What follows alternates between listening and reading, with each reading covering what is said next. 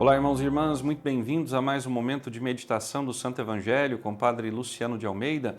Hoje, sexta-feira, depois das cinzas, dia 7 de março. E eu quero te convidar a iniciar esse dia penitencial invocando comigo a presença de Deus. Em nome do Pai, do Filho e do Espírito Santo. Amém. Vamos tomar em mãos a palavra. Ela está no Evangelho de Mateus, capítulo 9, versículos de 14 a 15. Naquele tempo, os discípulos de João aproximaram-se de Jesus e perguntaram: Por que razão nós e os fariseus praticamos jejuns, mas os teus discípulos não? Disse-lhes Jesus: Por acaso os amigos do noivo podem estar de luto enquanto o noivo está com eles?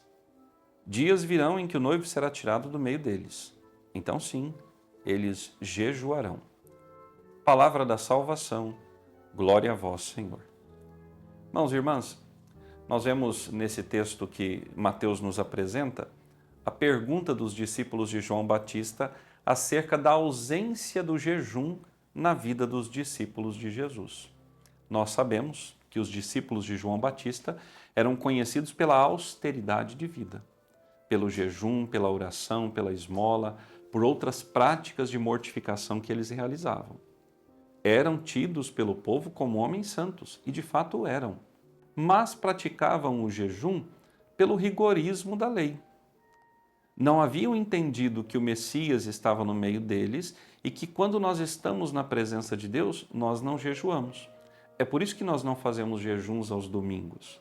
Domingo é o dia do Senhor, é o dia de celebrar a sua vitória contra o pecado e a morte, é o dia de celebrar a sua presença no meio de nós. Nós fazemos jejum de segunda a sábado, mas domingo é dia de louvor e ação de graças.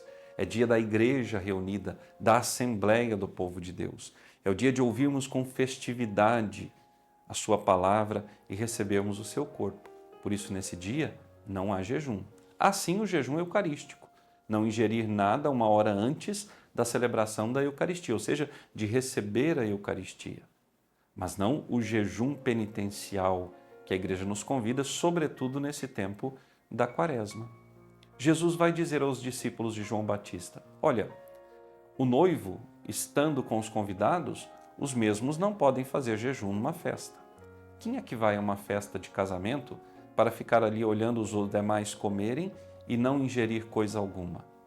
A própria palavra festa já indica comida, bebida, alegria, celebração.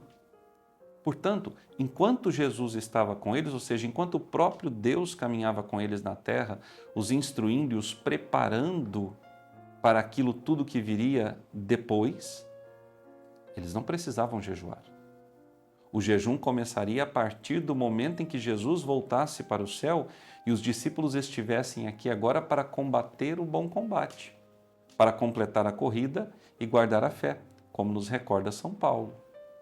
Nós hoje somos convidados ao jejum porque nós precisamos nos preparar pela mortificação para entrarmos no reino dos céus. Mas antes de entrarmos no reino dos céus, nós precisamos travar aquela grande batalha da qual São Pedro nos fala na sua carta, que acontece não com homens de carne e sangue, mas contra os espíritos do mal espalhados pelos ares.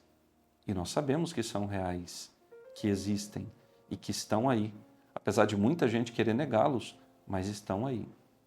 Eu te convido, irmão caríssimo, nesse dia de jejum, de penitência, de oração, a oferecer ao Senhor um sacrifício. Hoje, por mandato da igreja, nós já nos abstemos de carne. Mas isso não quer dizer que nós possamos também fazer o festival do peixe. Podemos hoje tomar a nossa refeição, mas de modo moderado. Se quisermos abrir mão de uma delas, que maravilha! Mas eu te convido a fazer inclusive outros tipos de jejum. Por exemplo, o jejum do telefone celular, das redes sociais.